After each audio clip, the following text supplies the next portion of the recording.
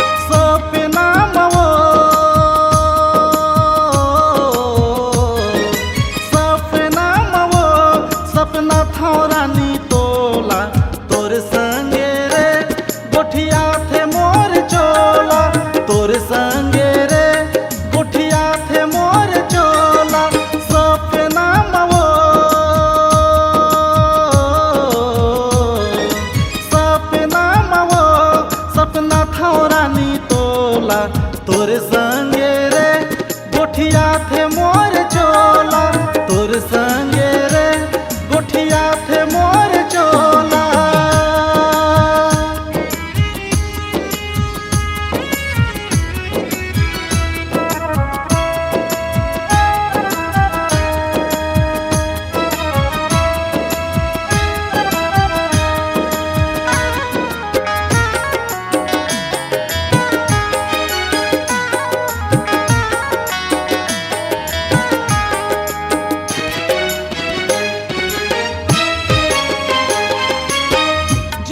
मरे के किरिया लखा के रानी रे कैसे मोला भुला गे, रानी रे कैसे मोला भुला गे।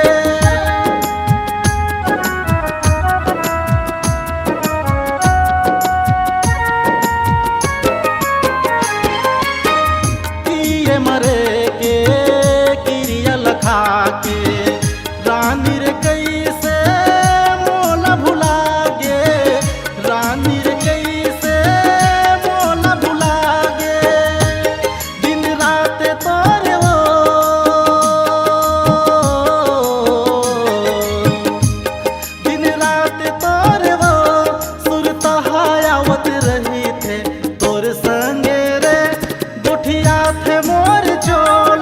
तोर संगे रे गोठिया थे मोर चोला।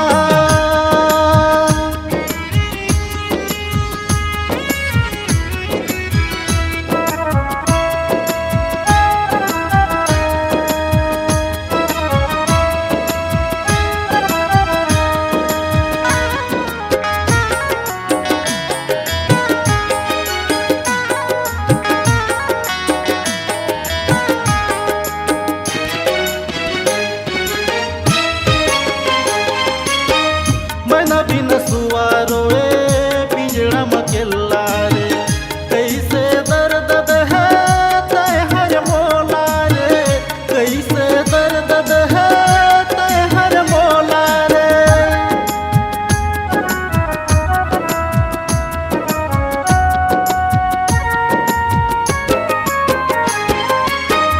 मन बिन सुवारोए पिंजड़ा मकेला रे कैसे दर्द है तय हर मोला रे, कैसे दर्द है तय हर मोला रे।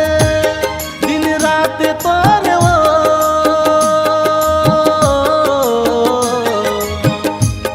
दिन रात तोरे वो सुरता हायावत रही थे, तोर संगे रे गोठिया थे मोर चोला, तोर संगे रे गोठिया थे मोर चोला। सपना मवो सपना मवो सपना था रानी तोला, तोर संगे रे गोठिया थे मोर चोला, तोर संगे रे गोठिया थे मोर चोला, तोर संगे रे गोठिया थे मोर चोला, तोर संगे रे गोठिया थे मोर चोला, तोर संगे रे गोठिया थे मोर चोला। अगर आप अपनी आवाज को एक नया आयाम देना चाहते हैं तो चले आइए मल्टी ट्रैक डिजिटल रिकॉर्डिंग के लिए संपर्क करें HK म्यूजिक कंपनी, कोटा डबरी, चांपा, छत्तीसगढ़। मोबाइल नंबर है 9329238487 और 8085380339।